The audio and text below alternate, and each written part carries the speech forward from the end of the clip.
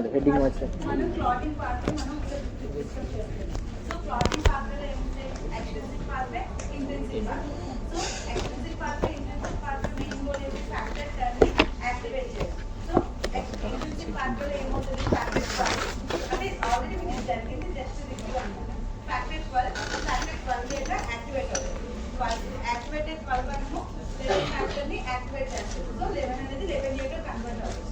11A అనేది 9A గా convert అవుతుంది. ఈ 9A అనేది in the presence of factor 8 10ని యాక్టివేట్ చేస్తుంది. దీన్ని ఇంట్రిన్సిక్ పాత్వే అంటారు. ఎక్స్ట్రిన్సిక్ పాత్వే అంటే ఏంటి? ఫ్యాక్టర్ 7A యాక్టివేట్ అవుతుంది. 7A అనేది 10ని మేడం చెప్పినట్టుంది ఇది. దాన్ని మనం ఎక్స్ట్రిన్సిక్ పాత్వే అంటారు. సో ఈ రెండు ఖర్చు మనకి 10A యాక్టివేట్ అవుతుంది. సో ఇది మనకి కామన్. 10A ఏమో in the presence of 2A గా 2 అంటే ప్రోథ్రాంబిన్ థ్రాంబిన్ యాక్టివేటెడ్ ఫ్యాక్టర్ 2 అనేది థ్రాంబిన్ గా కన్వర్ట్ చేయాలి. ఈ థ్రాంబిన్ అనేది ఫిబ్రిన్ గా యాక్ట్ చేసి ఫిబ్రిన్ గా కన్వర్ట్ చేయాలి. సో ఇలా మనకి ఫామ్ అయిన ఫిబ్రిన్ అనేది క్లాటింగ్ కి హెల్ప్ చేస్తున్నారు. ప్రైమరీ హీమోస్టాటిక్ ఫ్యాక్టరీ హీమోస్టాటిక్ ఫ్యాక్టర్ ఫామ్ అవడానికి అంతా ఆల్రెడీ డిస్కస్ చేస్తాం. ఓకేనా? థ్రాంబోసిస్ అంటే ఏంటంటే ఇది మిగతా vascular clot. So blood vessels లో ప్లేట్లెట్స్ అనేవి గ్రూప్ అయిపోతే ఒక క్లాట్ లో ఫామ్ అయిపోతే దాన్ని మనం థ్రాంబోసిస్ అంటాం అన్నమాట. ప్లేట్లెట్స్ ని థ్రాంబోసిస్ అంటాం. నార్మల్ గా ఏంటంటే మన బ్లడ్ వెసల్ లో clotting factors, clotting mechanism, anti coagulation ఈ రెండు బ్యాలెన్స్ గా ఉంటాయి అన్నమాట. సో అందువల్ల మనకి థ్రాంబోసిస్ అనేది ఏమి ఫామ్ అవుతుంది. సో ఎందుకంటే క్లాటింగ్ మెకానిజం, యాంటీ కోయాగులేషన్ రెండు మనకి బ్యాలెన్స్ ఉంటుంది. సో కొన్ని ప్యాథలాజికల్ కండిషన్స్ లో ఏమవుతుందంటే క్లాటింగ్ జరుగుతుంది. దాన్నే మనం థ్రాంబోసిస్ అంటాం. సో 3 ఫ్యాక్టర్స్ అనేవి మనకి థ్రాంబోసిస్ ని ఫేవర్ చేస్తాయి. అవి ఏంటంటే endothelial injury, sluggishness of blood flow, hypercoagulability of blood. So endothelial injury ఎప్పుడెప్పుడు జరుగుతుంది అంటే వాస్కులర్ ఎండోథీలియం కి క్రోనిక్ హైపర్ టెన్షన్, ఇంకా ఎథెరోస్క్లెరోసిస్ ఇలాంటి కండిషన్స్ లో క్రోనిక్ హైపర్ టెన్షన్ లో ఏంటి మోర్ ప్రెషర్ అనేది బ్లడ్ ప్రెషర్ మీద కంటిన్యూస్ గా యాక్ట్ చేస్తుంది. సో అలా కంటిన్యూస్ గా యాక్ట్ చేయడం వల్ల ఎండోథీలియం కి ఇంజరీ జరగవచ్చు. ఇంకా ఎథెరోస్క్లెరోటిక్ ప్లేట్స్ లోన రప్చర్ అయిపోయినా ఎండోథీలియల్ ఇంజరీ జరగవచ్చు. సో ఇంకా ఆర్టీరియల్ డిసీజెస్. సో ఏ కండిషన్స్ లో ఎండోథీలియల్ ఇంజరీ అయిందనుకో, so that favours the formation of thrombus. ఓకేనా? Injury site becomes the site for platelet adhesion and aggregation and intravascular clot formation. So ఎక్కడైతే మనకి endothelial injury జరుగుతుందో అక్కడ platelets వచ్చి అడ్హెర్ అవుతాయి, అగ్రిగేట్ అవుతాయి. అలా మనకి ప్లేట్లెట్ క్లాట్ ఫామ్ అవడానికి హెల్ప్ అవుతుంది. దాన్ని మనం థ్రోంబోసిస్ అంటాం. And sluggishness of blood flow. So ఒకవేళ బ్లడ్ అనేది మూవ్ అవ్వకుండా అలా స్టేసిస్ గా అలా మూవ్ అవ్వకుండా అలా స్టేసిస్ గా ఉన్నా దాన్ని కూడా మనం ఆ కండిషన్ లో కూడా మనకి థ్రోంబోసిస్ ఫామ్ అవుతుంది అనమాట. సో ఎప్పుడు మనం మూవ్ అవ్వకుండా ఉంటాం, పోస్ట్ ఆఫ్ సర్జరీస్ లో వాళ్ళకి మనం బెడ్ రెస్ట్ ప్రిస్క్రైబ్ చేస్తాం. సో అప్పుడు ఏమవుతుంది, వెయిన్స్ లోనే బ్లడ్ అనేది ఫ్లో అవుతుంది. సో బ్లడ్ అనేది స్టేసిస్ గా ఉండిపోతుంది. సో ఆ కండిషన్స్ లో మనకి థ్రోంబోసిస్ ఫామ్ అవడానికి ఎక్కువ ఛాన్సెస్ ఉంటాయి అనమాట. సో అందుకే లెగ్స్ అవి చిన్న చిన్న మూవ్మెంట్స్ చేయమంటాం అనమాట. అండ్ హైపర్ కోయాగులబిలిటీ లైక్ కోయాగులేషన్ చేసే ఫ్యాక్టర్స్ ఏమైనా ఎక్కువ అయిపోయినా, వాటి యొక్క యాక్టివిటీ ఇంక్రీజ్ అయినా అలాంటి కండిషన్స్ లో కూడా మనకి క్లాట్ అనేది ఫామ్ అవుతుంది. సో ఏ కండిషన్స్ లో మనకి అయితే క్లాట్ ఫామ్ అవుతుందో దాన్ని మనం బర్చో స్ట్రైడ్ అంటాం. బర్చో స్ట్రైడ్ అంటే ఏంటి? Endothelial injury, sluggishness of blood flow and hypercoagulability of the blood. Okay na? Platelet aggregation at the site of injury initiates the process of thrombosis. So ekkadaithe injury jarugutado akkada adhere ayyi aggregation ayyi manaki clot form avutadi. Danni manam thrombosis antam annamata. So veins lo arteries lo continuous ga blood anedi heart pump cheyadam valla flow avutadi. So veins lo కొన్ని conditions lo flow anedi manam stasis avutayi. So more ga artist కన్నా veins లో thrombosis అనేది form అవడం ఎక్కువగా జరుగుతుంది అనమాట. ఓకేనా? అర్థమవుతుందా? నెక్స్ట్ స్లైడ్ కన్నా. So one common example of thrombosis is lower limb veins in varicose veins. So varicose veins లో మనకి థ్రోంబోసిస్ అనేది ఎక్కువగా ఫామ్ అవుతుంది. And deep vein thrombosis, so అది కూడా లెగ్ వెయిన్స్ లోనే, డీప్ లెగ్ వెయిన్స్ లోనే ఫామ్ అవుతుంది అనమాట.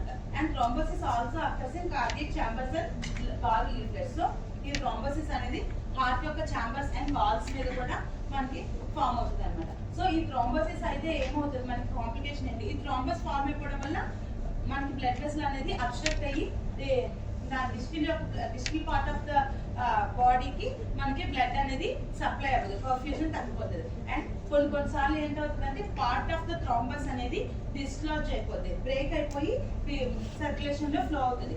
ఆ పార్ట్ ఆఫ్ ద థ్రాంబస్ ఏదైతే పార్ట్ డిస్లాజ్ అయ్యి ఫ్లో అవుతుందో దాన్నే మనం ఎంబోలే అంటాం. సో మనకి ఎక్కడైనా ప్లేట్లెట్స్ అని గ్రూప్ అయి ఫామ్ అయిపోతే దాన్ని మనం థ్రాంబోసిస్ అండ్ థ్రాంబస్ అంటాం. సో ఈ థ్రాంబస్ లో ఒక పార్ట్ అనేది డిస్లాజ్ అయ్యి సర్క్యులేషన్ లో మూవ్ అయిపోతే దాన్ని మనం ఎంబోలే అంటాం. సో మనకి ఎంబోలే ఫామ్ అవడం వల్ల ఏంటి డిసడ్వాంటేజెస్ ఏంటి అంటే, సో ఈ ఎంబోలే ఏమవుతాయి, మైక్రో సర్క్యులేషన్స్ లోకి వెళ్ళి అబ్స్ట్రక్ట్ చేసేస్తుంది. సో మనకి అక్కడ బ్లడ్ ఫ్లో అనేది డిస్టిల్ దాని యొక్క అంటే అబ్స్ట్రక్షన్ కి డిస్టిల్ గా మనకి జరగదు.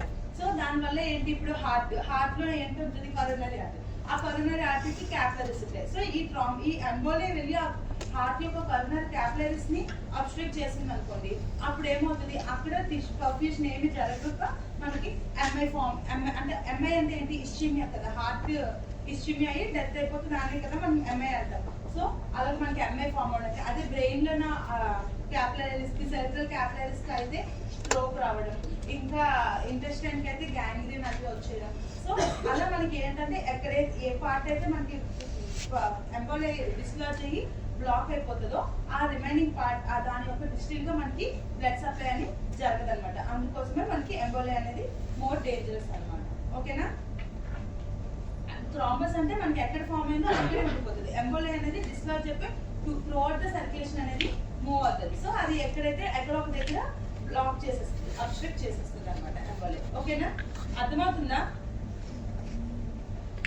Coronary and cerebral thrombosis leads to ischaemic tissue death. So ఒకవేళ కరోనరీ సర్క్యులేషన్ కానీ సెరిబ్రల్ సర్క్యులేషన్ లో కానీ థ్రాంబోసిస్ అనేది జరిగిన, ఒకవేళ ఎంబోలే వెళ్ళి బ్లాక్ చేసిన మనకి టిష్యూ డెత్ అనేది జరుగుతుంది అనమాట. దానివల్ల మనకి heart attack, MI and stroke అనేది వస్తాయి అనమాట. సో అలాంటి కండిషన్ లో మనం ఏం చేస్తామంటే ప్రొఫైలాక్టిక్ గా యాంటీ కోయాగులేషన్. సో ఒకవేళ థ్రాంబస్ ఫామ్ అయిపోయినా దాన్ని ప్రివెంట్ చేసేదానికి ఇంకా యాంటీ ప్లేట్లెట్ థెరపీ, అంటే ప్లేట్లెట్స్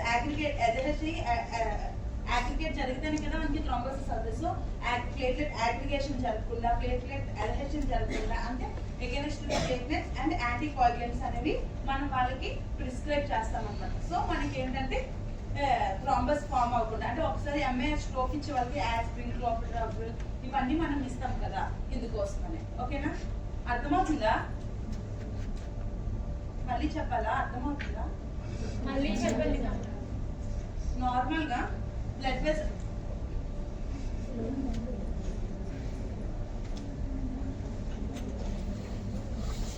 మనకి నార్మల్ గా ఏమవుతుంది, బ్లడ్ వెసల్ లో ఎప్పుడైనా ఇది ఎండోథీలియం,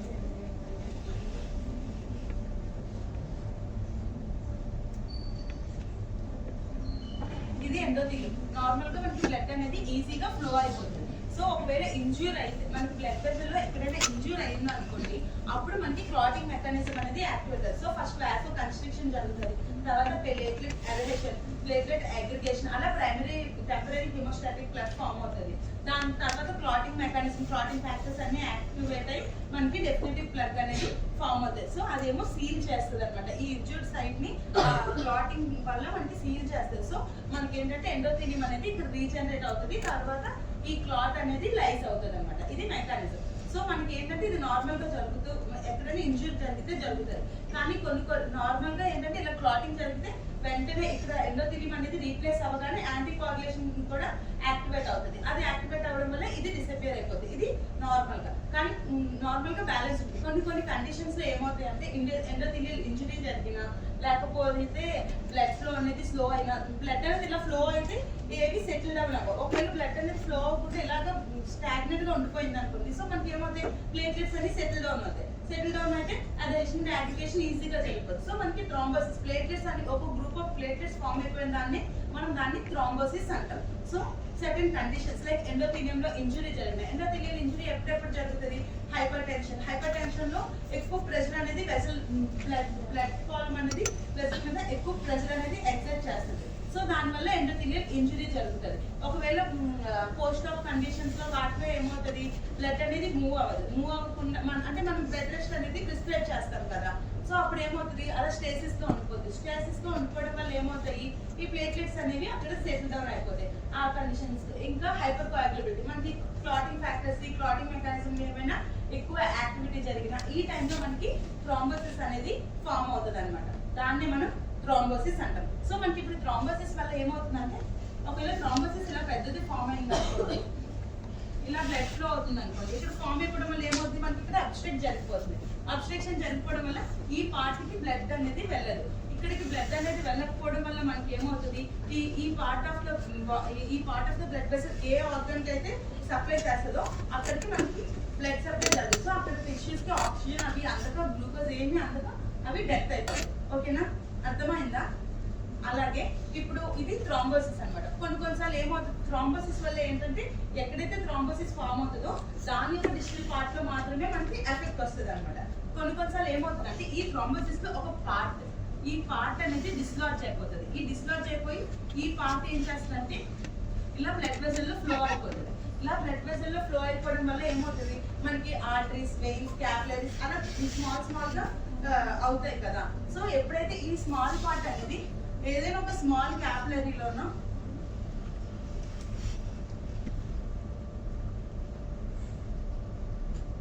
ఏదో ఒక స్మాల్ క్యాపిలరీని అబ్స్ట్రక్ట్ చేస్తాయి అన్నమాట ఈ ఎంబోలి. ఇక్కడ ఈ స్మాల్ పార్ట్ ని అబ్స్ట్రక్ట్ చేయడం వల్ల ఏమవుతుందంటే ఇక్కడ వరకు వెళ్ళిన బ్లడ్ అనేది మరి ఇక్కడికి వెళ్ళలేదు. ఇక్కడికి వెళ్ళకపోతే ఈ బ్లడ్ వెసల్ అయితే ఏ పార్ట్ అయితే సప్లై చేస్తుందో ఆ పార్ట్ కి బ్లడ్ అనేది వెళ్ళదు. సో అప్పుడు ఏమవుతుంది, ఆ పార్ట్ అనేది డెత్ అయిపోతుంది. దాన్నే మనం హార్ట్ మరీకి అది ఎఫెక్ట్ అయిపోతే దాన్నే మనం మయోకార్డియల్ ఇన్ఫార్క్షన్ అంటాం. ఆ పార్ట్ ఆఫ్ ద హార్ట్ అనేది పనిచేయదు. అది బ్రెయిన్ లో ఏదైనా క్యాపిలరీకి అబ్స్ట్రక్ట్ అయ్యింది అనుకోండి, ఆ పార్ట్ ఆఫ్ ద బ్రెయిన్ అనేది మనకి బ్లడ్ సప్లై అయ్యలేదు. సో ఆ పార్ట్ అనేది డెత్ అయిపోతుంది. దాన్ని మనం సెరిబ్రల్ ఇన్ఫార్క్షన్ ఆ స్ట్రోక్ అంటాం అనమాట. సో స్ట్రోక్ పార్ట్ లోనే డెత్ అయిపోతాయి కాబట్టి మనం ఇలా చేస్తాం అనమాట. ఓకేనా, అర్థమవుతుందా? ఇప్పుడు అర్థమైందా అందరికి? థ్రాంబోసిస్ అంటే ఫామ్ అవుతుంది అనమాట. ప్లేట్లెట్స్ అనేవి certain conditions like endothelial injury, sluggishness of blood flow, hypercoagulability, ఈ 3 కండిషన్స్ లో మనకి ఏంటంటే బ్లడ్ థ్రాంబోసిస్ అనేది ఫామ్ అవుతుంది. సో అందులో పార్ట్ అనేది పించ్ ఆఫ్ అయిపోయి స్మాల్ సర్క్యులేషన్స్ ని అబ్స్ట్రక్ట్ చేసేస్తాయి అనమాట. ఆ పార్ట్ ఏ పార్ట్ అయితే బ్రేక్ ఆఫ్ అయిపోయి వెళ్ళిపోతుందో దాన్ని మనం ఎంబాలే అంటాం అనమాట. ఈ ఎంబాలే అనేది మైక్రో సర్క్యులేషన్ ని అబ్స్ట్రక్ట్ చేస్తుంది. ఓకేనా, అర్థమవుతుందా?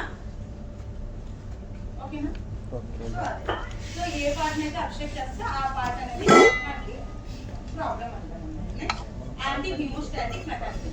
సో నార్మల్ గా మనకి ఏంటి, క్లాటింగ్ ఎలా జరుగుతుందో అలాగా ఏదైనా కండిషన్ లో చిన్న మైక్రో డ్యామేజెస్ జరిగినప్పుడు జరుగుతుంటుంది. దాన్ని రిజల్యూట్ చేయడానికి యాంటీ హీమోస్టాటిక్ అంటే క్లాటింగ్ ఎలా అవుతుందో క్లాటింగ్ ని డిజల్యూట్ చేయడానికి, లేకపోతే క్లాట్ ఫామ్ అవ్వకుండా మనకి మెకానిజమ్స్ ఉంటాయి అనమాట. అవి ఏంటంటే 3 factors preventing platelet aggregation. So మనకి క్లాట్ ఫామ్ అవ్వాలంటే ఏంటి, ఫస్ట్ ప్లేట్లెట్ అడ్హెషన్, అగ్రిగేషన్, వీటి వల్ల మనకి ప్రైమరీ హీమోస్టాటిక్ ప్లగ్ ఫామ్ అవుతుంది. తర్వాత క్లాటింగ్ మెకానిజం యాక్టివేట్ అయ్యి సెకండరీ హీమోస్టాటిక్ ప్లగ్ ఫామ్ అవుతుంది. ఓకేనా, so platelet adhesion and aggregation మనం ఇన్హిబిట్ చేసాం అనుకోండి, అప్పుడు మనకి ఏమవుతుంది, ప్రైమరీ హీమోస్టాటిక్ ప్లగ్ ఫామ్ అవుతుంది. సో యాంటీ హీమోస్టాటిక్ మెకానిజమ్స్ లో ఇది ప్లేట్లెట్ అగ్రిగేషన్ ని ప్రివెంట్ చేయడం and factors preventing coagulation. So secondary haemostatic definite haemostatic plug కి ఏం చేస్తుంది, క్లాటింగ్ మెకానిజం అనేది కావాలి. సో ఈ కోయాగులేషన్ ని ఇన్హిబిట్ చేస్తే the factors preventing coagulation and factors causing fibrillisation. So మన క్లాటింగ్ వల్ల ఫిబ్రిన్ థ్రెడ్స్ ఫామ్ అవుతాయి.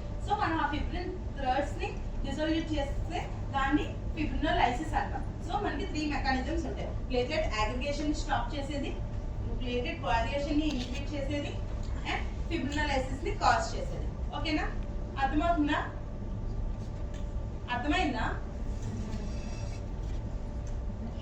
So factors preventing platelet aggregation. So అంటే ఏంటంటే ప్రోస్టోసైక్లిన్. నార్మల్ గా ఏంటి, మనకి ప్లేట్లెట్ అడ్హెషన్ అండ్ అగ్రిగేషన్ లో థ్రాంబాక్సిన్ A2 ఉంటుంది. ఈ థ్రాంబాక్సిన్ A2 ఏం చేస్తుందంటే ప్లేట్లెట్ అగ్రిగేషన్ కి హెల్ప్ చేస్తుంది. సో ఇప్పుడు ప్రోస్టోసైక్లిన్ ఏం చేస్తుంది అంటే ఈ థ్రాంబాక్సిన్ A2 ని ఇన్హిబిట్ చేస్తుంది. సో మనకి ఎప్పుడైతే థ్రాంబాక్సిన్ A2 అనేది ప్లేట్లెట్ అగ్రిగేషన్ చేస్తుందో ఈ ప్రోస్టోసైక్లిన్ దానికి ఆపోజిట్ గా యాక్ట్ చేయడం వల్ల ప్లేట్లెట్ అగ్రిగేషన్ అనేది జరగదు, ఇన్హిబిట్ అయిపోతుంది.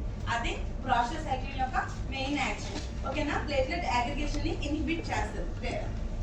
అది ప్రోస్టోసైక్లిన్ is an endogenous factor which prevents the platelet aggregation by inhibiting thromboxane A2 formation, which promotes platelet aggregation. So thromboxane A2 ఏదైతే ప్లేట్లెట్ అగ్రిగేషన్ ప్రమోట్ చేస్తుందో దాన్ని ఇన్హిబిట్ చేస్తుంది అనమాట ప్రాస్టాసైక్లిన్. ఓకేనా, అర్థమవుతుందా?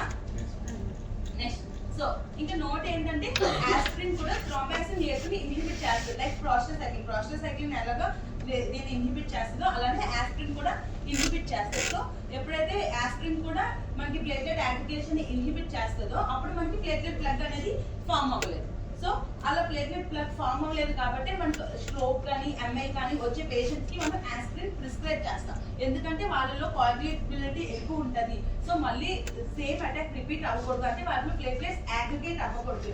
సో అందుకోసం మనం ఏం చేస్తాం, మనం ఆస్పిరిన్ ప్రిస్క్రైబ్ చేస్తాం. సో ఆస్పిరిన్ వేస్తే మళ్ళీ వాళ్ళలో ప్లేట్లెట్ అగ్రిగేషన్ అనేది తక్కువ అవుతుంది. సో వాళ్ళకి ఏంటంటే మళ్ళీ సెకండ్ ఛాన్సెస్ అనేది తగ్గించడానికి నెక్స్ట్ అంటే రిపీట్ అవ్వకుండా మనం ఆస్పిరిన్ అనేది ప్రిస్క్రైబ్ చేస్తాం. ఓకేనా, అర్థమైందా?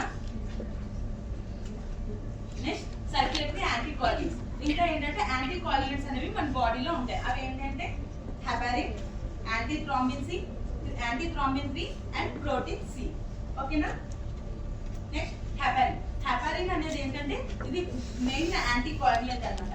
సో ఇది ఫస్ట్ టైం మనం లివర్ నుంచి ఐసోలేట్ చేస్తాం. సో అందుకని దీన్ని హెపారిన్ అని పేరు పెట్టాం. సో ఇది ఫస్ట్ టైం లివర్ లో ఐసోలేట్ చేస్తాం, కానీ ఇంకా వేరే పార్ట్స్ లో కూడా ఉంటాయి, లైక్ వేరే ఆర్గన్స్ లో కూడా ఉంటాయి, ఇంకా మ్యాష్ సెల్స్ వీటిలో కూడా ఉంటాయి అన్నమాట. It is a polysaccharide containing many sulphate groups. Heparin లో మెనీ సల్ఫేట్ గ్రూప్స్ ఉంటాయి. దాని యొక్క మాలిక్యులర్ వెయిట్ అనేది 15,000 to 18,000 Daltons. ఓకేనా, next secretion. Heparin is secreted by the basophils and mast cells. So basophils and mast cells నుంచి heparin అనేది secrete చేస్తాయి అన్నమాట. లైక్ లివర్, లంగ్స్, టిష్యూస్ అన్నిట్లోనూ కూడా మనకి హెపారిన్ అని ఉంటుంది. సో హెపారిన్ మెయిన్ యాక్షన్ ఏంటి అంటే it prevents the activation of prothrombin to thrombin. So మనకి ఏంటి కామన్ పాత్వేలో థ్రాంబిన్ గా కన్వర్ట్ అవుతుంది. థ్రాంబిన్ అనేది ఫిబ్రినోజెన్ మీద యాక్ట్ చేసి ఫిబ్రినోజెన్ ని ఫిబ్రిన్ గా కన్వర్ట్ చేస్తుంది.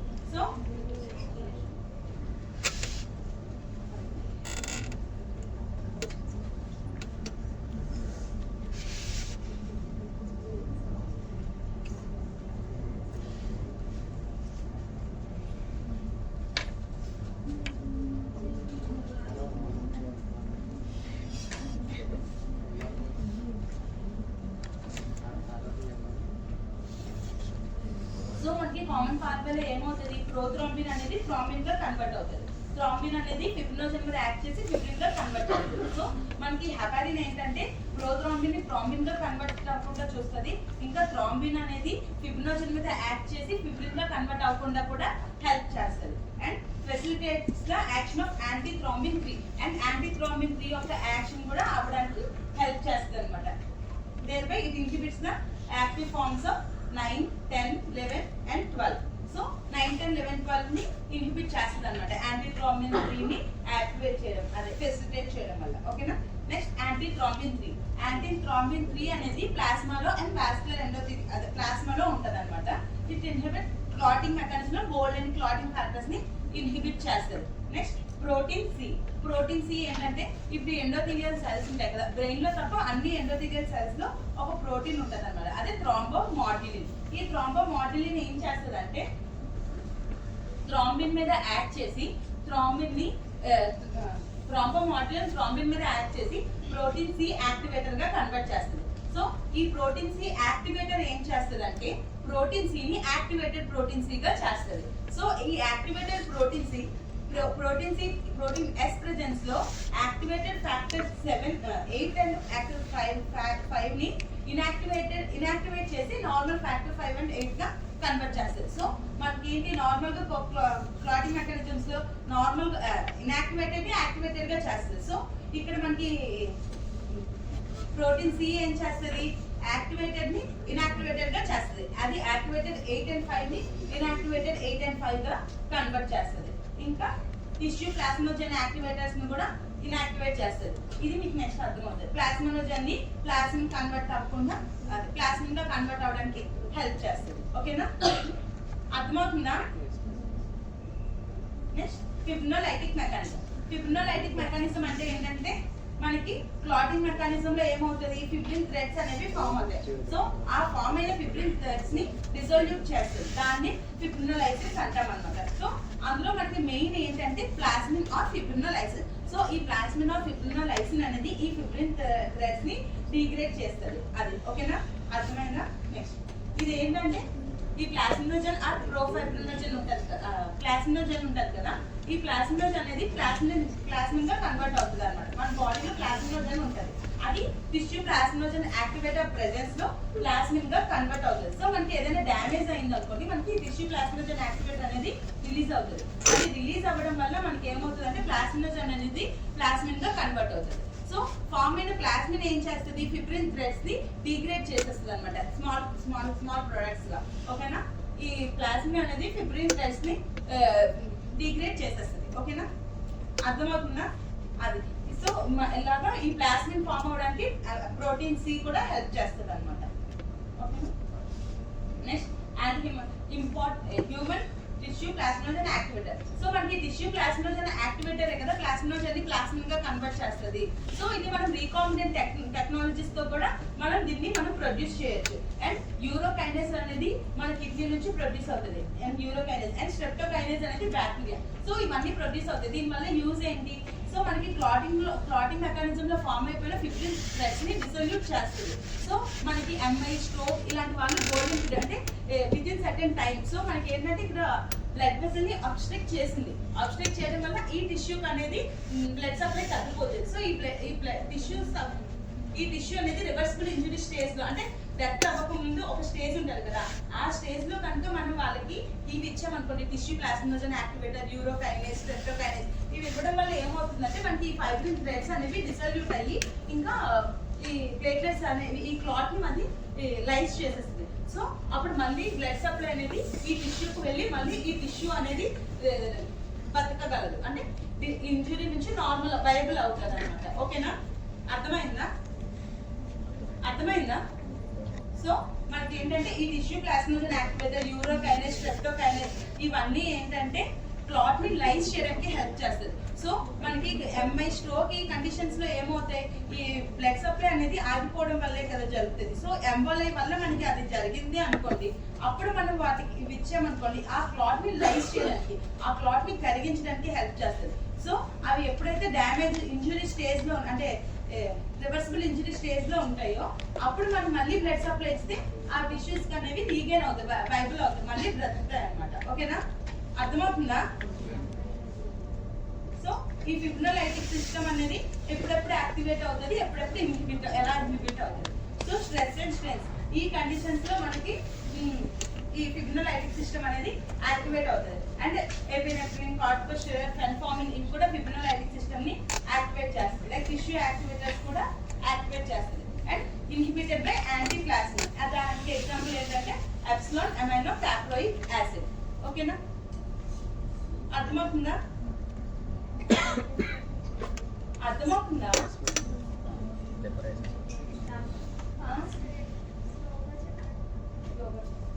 ఇప్పుడు వరకు అర్థమైందా? ఇంకా చాలా నార్మల్ గా ఏంటంటే మన బాడీలో clotting system and anti coagulating system రెండు బ్యాలెన్స్ ఉంటాయి అన్నమాట. ఒకవేళ క్లాటింగ్ సిస్టమ్ ఎక్కువగా యాక్ట్ చేస్తే ఏమవుతుంది, థ్రోంబోసిస్ అయిపోయి బ్లడ్ సప్లై అనేది డిస్టర్బ్ అవుతుంది అనమాట.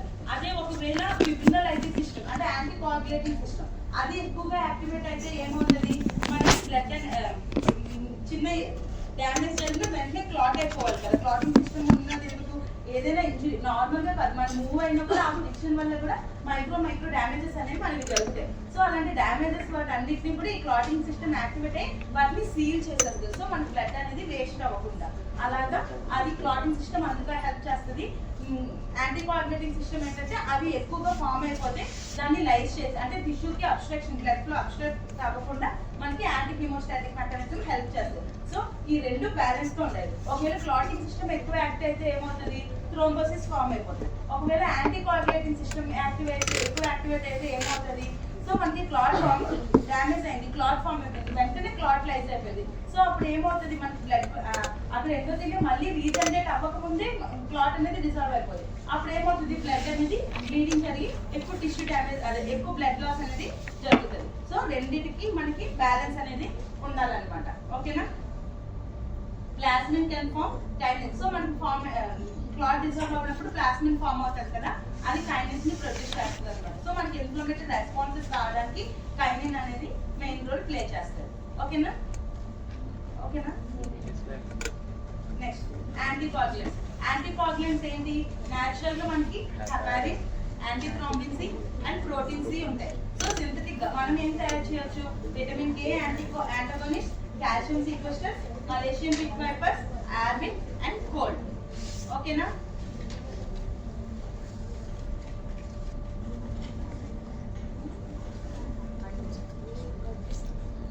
విటమిన్ కే న్యాచురల్ గా heparin, antithrombin 3, vitamin protein C. Next synthetic గా vitamin K antagonist, calcium sequesters, Malaysian pit viper, ఆర్బిన్ and cold. So vitamin K antagonist. So మనకి విటమిన్ కే మెయిన్ ఫంక్షన్ ఏంటి, factor 2, factor 7, factor 9, factor 10 వీటిని activate చేయడానికి vitamin K అనేది help చేస్తుంది. So మనం vitamin K antagonist like coumarin derivatives like dicoumarol, warfarin, phenindione and nicoumalone. So ఇవి మనము ఇవ్వడం వల్ల ఏమవుతుంది, విటమిన్ కే ని కాంపిటేటివ్ గా ఇన్హిబిట్ చేస్తుంది. సో విటమిన్ కే ని కాంపిటేటివ్ గా ఇన్హిబిట్ చేయడం వల్ల మనకి ఈ factor 2, factor 7, factor 9, factor 10 and protein C and S అనేవి యాక్టివేట్ అవ్వలేవు. సో దానివల్ల మనకి క్లాటింగ్ మెకానిజం అనేది జరగదు అనమాట. ఓకేనా. తగ్గుతుంది, క్లాటింగ్ సిస్టమ్ కొంచెం తగ్గుతుంది. ఓకేనా, అర్థమైందా. సో విటమిన్ కే అనేది factor 2, factor 7, factor 9, factor 10. Factor 2 అంటే ప్రోథ్రోంబిన్ కదా. So factor 2, factor 7, factor 9, factor 10 కి యాక్టివేట్ చేయడానికి విటమిన్ కే హెల్ప్ చేస్తుంది. సో మనం ఈ విటమిన్ కే యాంటాగోనిస్ట్స్ ఇవ్వడం వల్ల ఏమవుతుందంటే ఇవి ఇన్హిబిట్ అయిపోతాయి, అంటే విటమిన్ కే ని మనము ఇన్హిబిట్ చేసేస్తున్నాం కాంపిటేటివ్ గా. సో ఇవన్నీ యాక్టివేట్ అవ్వలేదు. సో మనకి క్లాటింగ్ సిస్టమ్ అనేది లేట్ అవుతుంది. ఓకేనా. అది సో మనకి వార్ఫరిన్ కూడా మళ్ళీ స్ట్రోక్ వాళ్ళలో, ఎంఐ వాళ్ళలో మనం ప్రిస్క్రైబ్ చేస్తాం. ఇది సో అంటే క్లాటింగ్ అనేది మళ్ళీ జరగకుండా స్లో అవ్వడానికి. Next calcium sequesters. సో మన క్లాటింగ్ సిస్టమ్ లో మెనీ స్టెప్స్ లో కాల్షియం అనేది క్యాటలిస్ట్ గా యాక్ట్ చేస్తుంది అనమాట. సో ఆ స్టెప్స్ ఫాస్ట్ గా అవ్వడానికి కాల్షియం అనేది హెల్ప్ చేస్తుంది. సో మనం ఏంటంటే ఆ కాల్షియం ని డిక్రీజ్ చేసాం అనుకోండి, లైక్ ఇప్పుడు ఇన్విట్రోలో ఏంటంటే కొన్ని సబ్స్టెన్సెస్ ఇస్తాం. సో మనకి బ్లడ్ లో అనేది కాల్షియం అనేది తగ్గిపోతుంది. సో అప్పుడు క్లాటింగ్ సిస్టమ్ అనేది స్లో అయిపోతుంది అనమాట. ఓకేనా. సో మనం ల్యాబ్ ఇన్విట్రోలో అయితే మనం కాల్షియం ని ఈడిటిఏ అండ్ కీలేటింగ్ ఏజెంట్స్ ఇవన్నీ యాడ్ చేయడం వల్ల మనకి ఏమవుతుంది అంటే కాల్షియం అనేది డిక్రీజ్ అయిపోతుంది. సో కాల్షియం అనేది డిక్రీజ్ అయిపోవడం వల్ల మనకి ఏమవుతుంది, క్లాటింగ్ సిస్టమ్ అనేది స్లో అయిపోతుంది. అంటే క్లాటింగ్ సిస్టమ్ లో మెనీ స్టెప్స్ లో ఎంజైమ్ కాల్షియం అనేది హెల్ప్ చేస్తుంది కాబట్టి.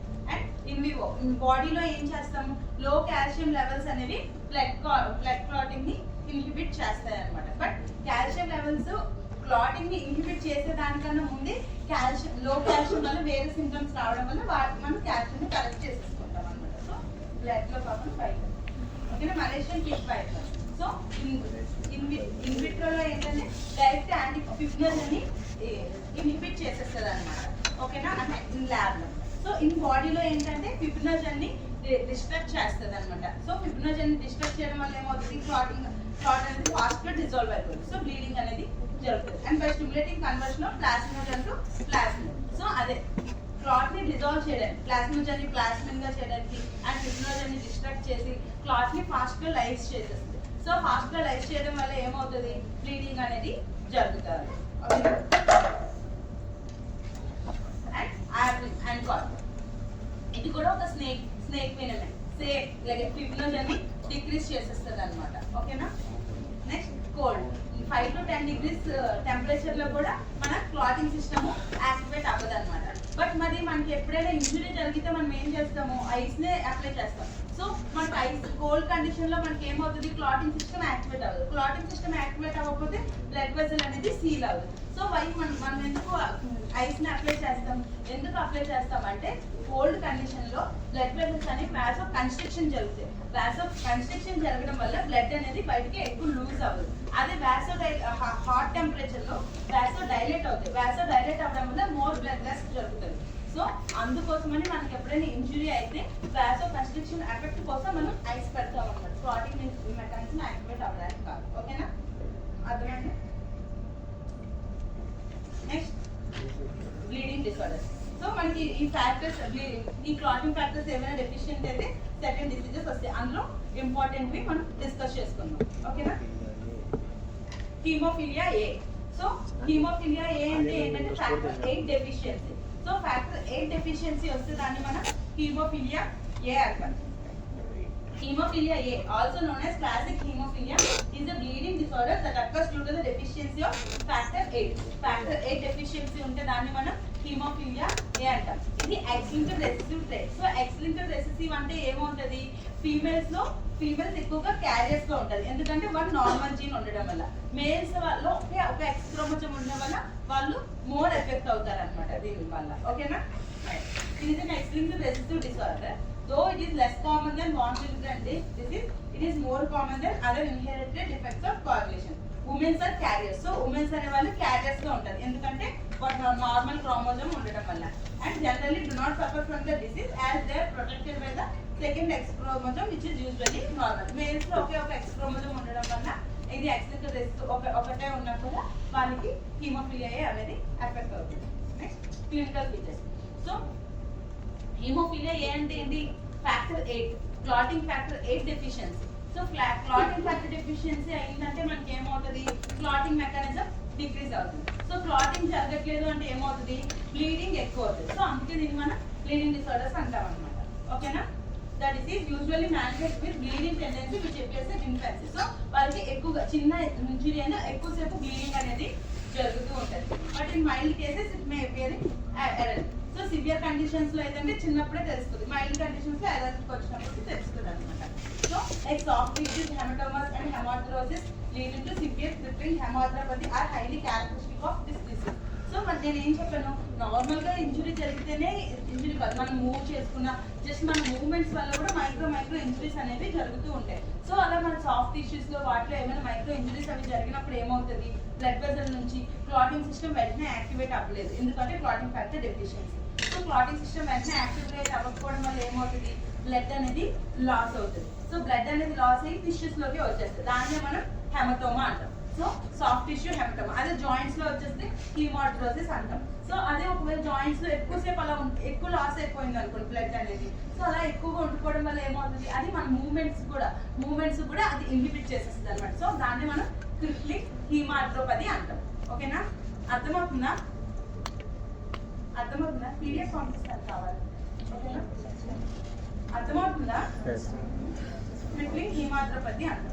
In severe cases, spontaneous hematopathy from infancy is common feature. Severe conditions లో infant నుంచి ఈ features అనేవి వస్తుంటాయి. In mild to moderate cases, continuation of hemorrhage secondary to trauma or surgery is the feature. So severe cases లో మనకి ఇవి వస్తాయి అన్నమాట. సాఫ్ట్ టిష్యూ, హెమటోమాస్, హెమాథ్రోసిస్ అంటే కొంచెం సివియర్ డెఫిషియన్సీ కాబట్టి ఇవన్నీ జరుగుతాయి. సో మైల్డ్ టు మోడరేట్ అంటే కొంచెం డెఫిషియన్సీ ఉంటుంది అన్నమాట. సో కొంచెం డెఫిషియన్సీ ఉండడం వల్ల సర్జరీ అయినా ఏదైనా ట్రామా అయినా మనకి ఎక్కువసేపు బ్లీడింగ్ ఇలా ఉండదు అనమాట. ఓకేనా, అంటే మనకి ఎంత పర్సెంటేజ్ మనకి డిక్రీజ్ అయిన దాన్ని బట్టి ఫీచర్స్ అనేవి డిపెండ్ అవుతాయి అనమాట. Bleeding usually persist from days two weeks in spite of formation of clot. So మనకి క్లాట్ ఫామ్ అవుతుంది అంటే ప్రైమరీ హీమోస్టాటిక్ ఫ్లడ్ ఫామ్ అవుతుంది, ఎందుకంటే ప్లేట్లెట్స్ లో ఏ డిఫెక్ట్ లేదు, బట్ క్లాటింగ్ ఫ్యాక్టర్ లో defect. So secondary haemostatic flood form అవడంలో డిఫెక్ట్ ఉంటుంది అనమాట. సో బ్లడ్ ఫామ్ అయిపోయినా కూడా అది వీక్ గా ఉంటుంది, ప్రైమరీ హీమోస్టాటిక్ ఫ్లడ్ వీక్ గా ఉంటుంది కదా, దాని మీద క్లాటింగ్ సిస్టమ్ జరిగి ఫిబ్రిన్ టైప్ ఫామ్ అయితేనే ఆ క్లాట్ అనేది స్ట్రాంగ్ అవుతుంది కదా. సో మనకి క్లాట్ అనేది ఫామ్ అయినా కూడా అది వీక్ గా ఉండడం వల్ల మనకి బ్లీడింగ్ అనేది జరుగుతూ ఉంటుంది అనమాట. Bleeding may also occur spontaneously into tissues and cavities. So bleeding అనేది హీమోఫిలియా అంటే factor 8 deficiency, clotting factor deficiency. So bleeding అనేది జరుగుతుంది. ఓకేనా, అర్థమైందా? Next diagnosis. వీళ్ళలో ఏమవుతుందంటే ఏబిడిటి అనేది ఇంక్రీజ్ అవుతుంది అనమాట. సో మనకి ఇంట్రిన్సిక్ పార్ట్వేలో ఏమైనా ఇంట్రిన్సిక్ పార్ట్వే అండ్ కామన్ పార్ట్వే. వీటిలో ఏదైనా డిఫెక్ట్ వచ్చింది అనుకోండి మనకి ఏబిటిటి అనేది ప్రొలాంగ్ అవుతుంది అనమాట. అదే ఒకవేళ ఎక్స్టెన్సివ్ పాత్వేలో ఏమైనా డిఫెక్ట్ వచ్చింది అనుకోండి పీటీ అనేది ప్రొలాంగ్ అవుతుంది అనమాట. సో ఫ్యాక్టర్ 8 అనేది మనకి ఇంట్రిన్సిక్ పాత్వేలో ఉంటుంది. సో మనకి ఏపీటీటీ అనేది ఇంక్రీజ్ అవుతుంది అనమాట, ప్రొలాంగ్ అవుతుంది. Prothrombin time and bleeding time are normal. So prothrombin PT అనేది నార్మల్ గా ఉంటుంది, ఎందుకంటే ఇంట్రిన్సిక్ పాత్వేలో ఏ డిఫెక్ట్ లేదు. ఇంట్రిన్సిక్ పాత్వేలో ఫ్యాక్టర్ 7 ఫ్యాక్టర్ 3 ఉంటాయి కదా ఎక్స్ట్రిన్సిక్ లో. సో అది బాగానే ఉంటుంది కాబట్టి మనకి prothrombin time and leading time బాగానే ఉంటాయి. ఓన్లీ ఇవి మాత్రమే ఏపీటీటీ ఒకటే ఇంక్రీజ్ అవుతుంది అనమాట. ఓకేనా? ట్రీట్మెంట్. సో వీళ్ళకి ట్రీట్మెంట్ గా మనం ఏమి ఇస్తాం? Fresh blood. ఎందుకు ఫ్రెష్ బ్లడ్ ఇస్తాం? స్టోర్డ్ బ్లడ్ ఎందుకు? ఎందుకంటే స్టోర్ చేయడం వల్ల మనకి ఫ్యాక్టర్ 8 కాన్సన్ట్రేషన్ అనేది తగ్గిపోతుంది. సో అందుకోసమని ఫ్రెష్ బ్లడ్ అనేది వీళ్ళకి ప్రిస్క్రైబ్ చేస్తాం. ఇంకా ఫ్యాక్టర్ 8 కాన్సన్ట్రేషన్ ఇంకా ఫ్రెష్ ఫ్రోజన్ ప్లాస్మా వీటిని ప్రిస్క్రైబ్ చేస్తాం. సో ఫ్యాక్టర్ 8 డెఫిషియన్సీ కాబట్టి ఫ్యాక్టర్ 8 ఇస్తాం. ఎందులో ఉంటుంది? ఫ్రెష్ బ్లడ్ లో ఉంటే ఫ్రెష్ బ్లడ్, క్రయో ప్రిస్క్రైబ్ ఇస్తాం, ఎఫ్ఎఫ్పి ఇస్తాం, ఎలా ఇస్తాం. ఓకేనా? అర్థమైందా? ఓకేనా? హీమోఫిలియా ఏంటంటే ఫ్యాక్టర్ 8 డెఫిషియన్సీ. ఫ్యాక్టర్ 8 డెఫిషియన్సీ అంటే క్లాటింగ్ ఫ్యాక్టర్ డెఫిషియన్సీ కాబట్టి బ్లీడింగ్ జరుగుతుంది. సో బ్లీడింగ్ అనేది సాఫ్ట్ టిష్యూస్ లో జరుగుతుంది, ఇంకా జాయింట్స్ లో జరుగుతుంది. దానివల్ల హీమాట్రోపతి వస్తుంది. ఇది చిన్న మైల్డ్ అంటే చిన్న ట్రామా ఇలాంటి వాటి బ్లీడింగ్ అనేది ఎక్కువ టైం అనేది జరుగుతుంది. ఓకేనా? Next haemophilia B. దీన్నే మనం క్రిస్మస్ డిసీజ్ అంటాం. సో ఇందులో మనకి ఫ్యాక్టర్ 9 డెఫిషియన్సీ వస్తుంది అనమాట. సో ఫీచర్స్ అనేవి సేమ్ ఎలా అయితే హీమోఫిలియాకి ఏ ఫీచర్స్ ఉంటాయో సేమ్ ఫీచర్స్ ఉంటాయి అన్నమాట. ఎందుకంటే జస్ట్ రెండు ఎక్స్ట్రిన్సిక్ పాత్వే, రెండు clotting factor deficiencies. So same features ఉంటాయి అన్నమాట. Bleeding episodes are clinically identified with those in hemophilia A. Therefore this is also called, అంటే సేమ్ ఫీచర్స్ ఉన్నాయి కాబట్టి ఫ్యాక్టర్ డెఫిషియన్సీ. సో అందుకే దాన్ని హీమోఫిలియా ఏ అంటాం, దీన్ని హీమోఫిలియా బి అంటాం. Haematoma, haemarthrosis and crippling haemarthropathy అంటారు. సో అందులో కూడా మనం అవే చూస్తాం, soft tissue haematoma, haemarthrosis and crippling haemarthropathy. So హీమోఫిలియాలో ఏలో ఏం చూస్తామో హీమోఫిలియా బిలో కూడా సేమ్ ఫీచర్స్ చూస్తాం. సో ఇందులో కూడా అంతే. ఏపీటీటీ అనేది ప్రొలాంగ్ అవుతుంది, పీటీ అనేది నార్మల్ అవుతుంది, ఎందుకంటే రెండు ఇంట్రిన్సిక్ పాత్వే కాబట్టి.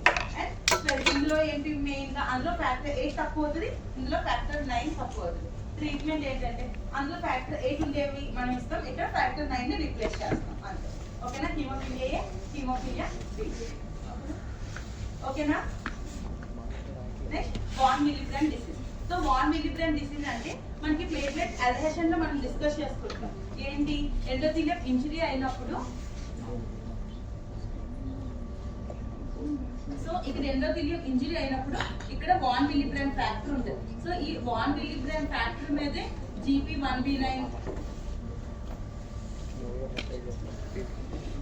GP1B9, 2B3A ఇవన్నీ మనకి అడ్హెర్ అవ్వడానికి అలా హెల్ప్ చేస్తారు. సో ఈ వాన్ మిలిబ్రాన్ ఫ్యాక్టర్ మనకి డెఫిషియెంట్ అవ్వడం వల్ల ఏమవుతుంది? ప్లేట్లెట్ అడ్హెషన్ అండ్ అగ్రిగేషన్ ఈ రెండు అనేవి ఎఫెక్ట్ అవుతాయి. సో మనకి అందులో ఏమవుతుంది? సెకండరీ క్లాటింగ్ మెకానిజం డిస్టర్బ్ అవుతుంది, ఎందుకంటే క్లాటింగ్ ఫ్యాక్టర్ తక్కువ ఉంటుంది కాబట్టి.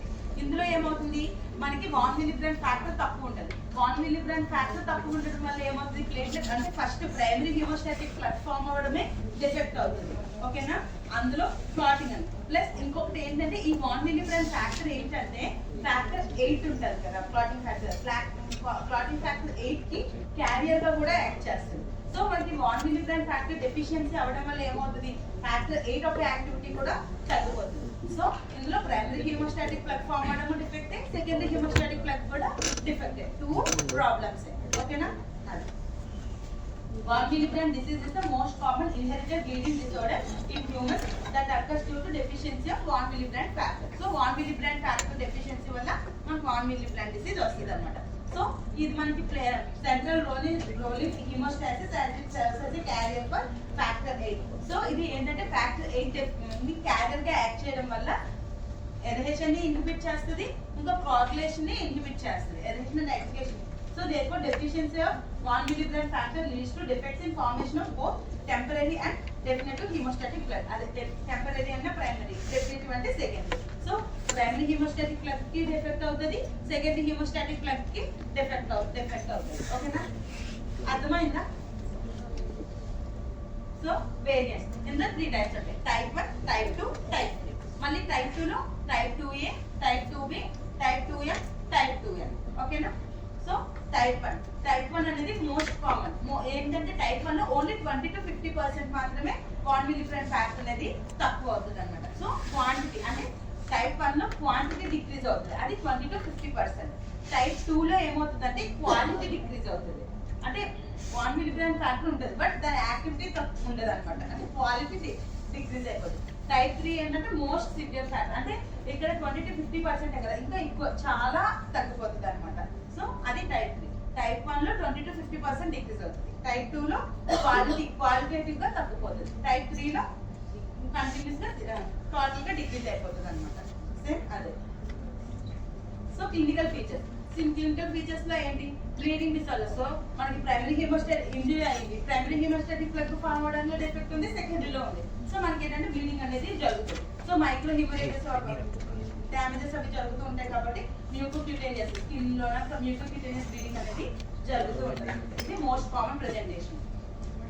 Epistaxis easy bruising, haematoma, menorrhagia, GI bleeding are common. So చిన్న ఇంజరీ అయిపోయినా కూడా కంటిన్యూస్ గా బ్లీడింగ్ అనేది జరుగుతూ ఉంటది అనమాట.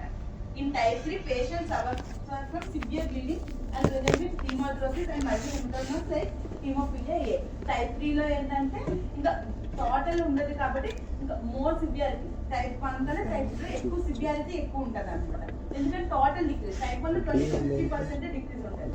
So and type 2 presence with moderate symptoms. Type 2 లో ఏంటంటే అది ఉంటుంది, సో అది ఫ్యాక్టర్ 8 ని క్యారీ చేస్తుంది కానీ దాని యొక్క యాక్టివిటీ కొంచెం తగ్గుతుంది. సో టైప్ 2 లో మోడరేట్ గా ఉంటాయి అనమాట.